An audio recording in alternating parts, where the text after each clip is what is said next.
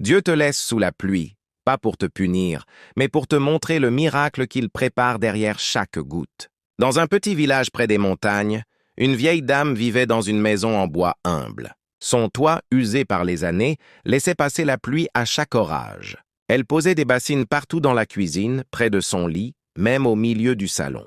La nuit, elle s'endormait en écoutant les gouttes tomber. Ploc, ploc, ploc. Malgré la fatigue, elle murmurait « Seigneur, je suis vieille, je n'ai personne pour m'aider, mais tu es ma maison. Protège-moi encore une fois. » Ses voisins la regardaient avec pitié. Elle devrait aller en maison de retraite, elle est trop seule, mais elle ignorait leurs murmures. Elle croyait en un Dieu qui ne laisse jamais tomber ses enfants. Un jour, alors qu'elle priait, un ange demanda au Seigneur « Pourquoi laisses-tu ton enfant dormir sous un toit troué ?» Et Dieu répondit « Chaque goutte qui tombe sur sa maison, je la transforme en préparation. Elle croit en moi, je vais lui montrer que sa foi n'est pas vaine. » Les jours passèrent, la pluie redoubla, sa maison devenait presque inhabitable, mais elle tenait bon. « Seigneur, tu vois tout, je ne comprends rien, mais je sais que tu agis. » Puis un matin, elle trouva une lettre dans sa boîte aux lettres. Elle l'ouvrit lentement, sans savoir que sa vie allait changer.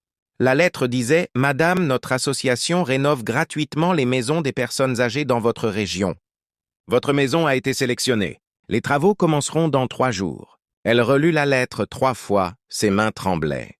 Elle tomba à genoux. « Seigneur, tu n'as jamais oublié mes nuits froides, mes prières secrètes, mes peurs silencieuses. » 3 jours plus tard, les ouvriers arrivèrent. Ils enlevèrent le vieux toit, réparèrent les murs, repeignirent la façade. Quand elle vit sa maison toute neuve, solide, ses larmes coulèrent sans s'arrêter. « Seigneur, tu as vu ma pluie et tu m'as donné le soleil.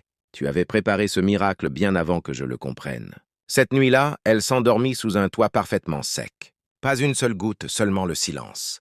Un silence qui disait « Je t'ai toujours protégé, même ce qui te semble banal, douloureux ou insignifiant. Dieu l'a vu et prépare déjà la solution. Elle n'arrive jamais trop tard. »